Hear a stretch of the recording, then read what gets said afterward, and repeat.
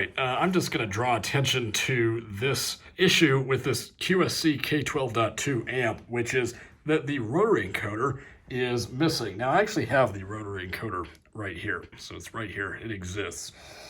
But I find it really unbelievable, and this is just really going to be my rant about this problem. I'm not really expecting that anyone's going to provide a solution, because ultimately I'm just going to take this to a repair shop next week and just have someone else fix it.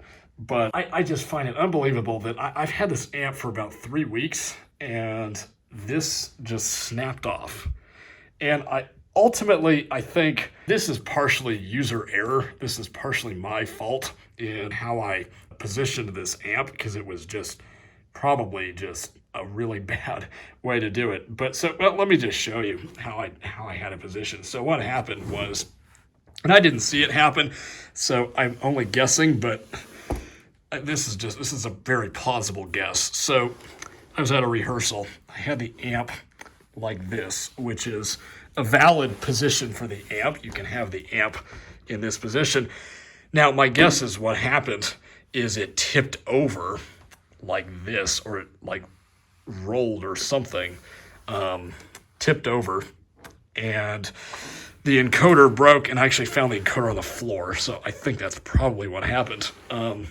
Now, I was at this rehearsal, and this was earlier today, and I noticed the encoder knob was missing, and I'm like, okay. And I went to the back of the amp because I was going to change some settings with this encoder, and I was like, oh, well, shoot, I can't do that because the thing is missing. So I had someone else, another bandmate, look at it, who's more well-versed in electronics, look at this. And I asked him, like, what happened?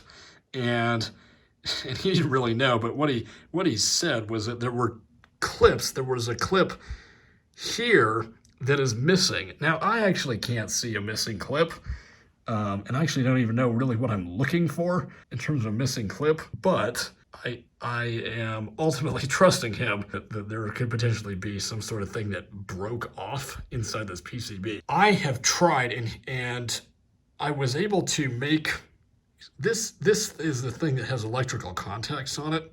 So I was able to like push this up against the PCB, and I made electrical contact for about 2 seconds because I saw the display light up, like indicating that this knob was being,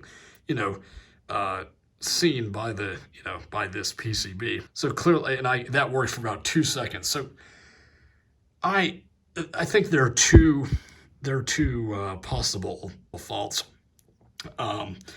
One is that the electrical contacts on here are busted, or the electrical contacts on here are busted.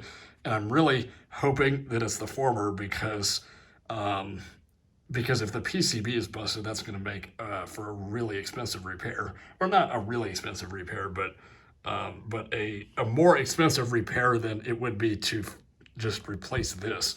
So the other thing that I wanted to talk about was the fact that this thing, so if you look up a video about how to update the firmware on the K12.2, you'll see that you have to remove the rotary encoder to access this USB port. So that USB port is how you update the firmware. Now the thing is, what you'll see in all those videos with a properly functioning K12.2 is that this little thing is supposed to be intact. This connector here, which I can separate, which I don't think I can do with one hand. Well, let's see. Yeah, here we go. This is the encoder itself. This thing, and I just have that actual plastic piece down on the floor, but this little piece is the actual encoder, and this is supposed to be intact. It's supposed to be just remaining there. So if you watch a video about how to update the firmware, you'll see that this is just right there, and there's no problem. Now mine, this broke off, and it is not there. And I have tried to, like I said, put it back on, and you can see that there is a little thing. I don't know if I have that straight or not, but I don't care, because I'm not going to try to do it on camera. But there's this little indent, whatever that is, little thing that sticks out in the center of the component. that looks to go inside that hole. And I've tried to put it inside the hole. And again, I've only been able to make electrical contact successfully for about 2 seconds. So again, either this thing's busted or this PCB is busted. I'm not a repair technician, and repair technician that I'm going to take it to will know much more about how to fix this.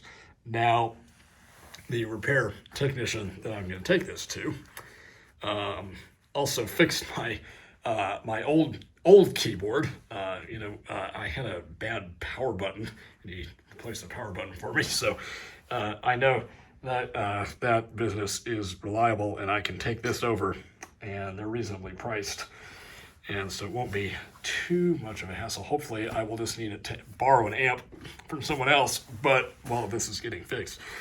But because this is the one amp that I have.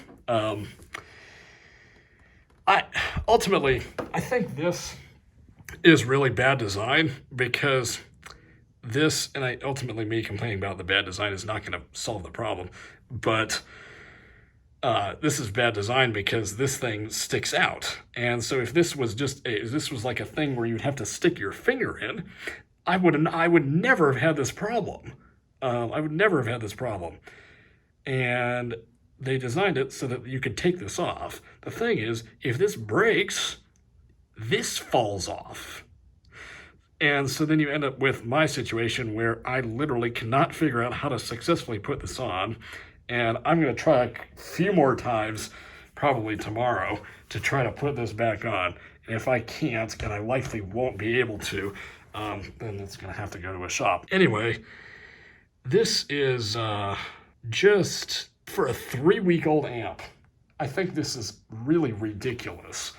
And again, I think it's probably my fault that I shouldn't have had it in this position, and I shouldn't have let it tip over. But if this is a valid position for the amp to be in, why would you do this if it can tip over? Anyway, I know me complaining is not going to solve the problem, but that is a plausible guess in terms of what might have happened. I mean, that's the only thing I can think of, because it was leaning in this position, like not like that, like this. It was leaning in this position. It could have easily just tipped over, and that's probably what happened. And then in the process, broke off these two components. So anyway, I'm keeping this encoder in a safe place. If and when I need to bring it in, I'm going to show them this, and I'm going to say, look, this thing broke off, and can you fix this? And will it require replacing the whole PCB? Because if it requires replacing the whole PCB, that's going to suck, and that's going to cost probably a couple $100 extra to replace the PCB. But anyway, I don't know. This is basically a brand new amp, and now I can still use it. It still works. It still functions as an amp, but I really can't change any settings because I need that encoder. I can, turn up the gain and stuff. That's about all I can do, which on simple stuff works. But, I'm a professional musician, and I need, everything to work, so I can't have a thing with a missing knob. I think that, that looks really, really bad in terms of from a marketing standpoint and, self, whatever. Anyway, so there's that, that's this video, me rambling about this sort of broken amp, but yeah, anyway, hopefully I'll get it fixed, hopefully soon. And yeah, there we go.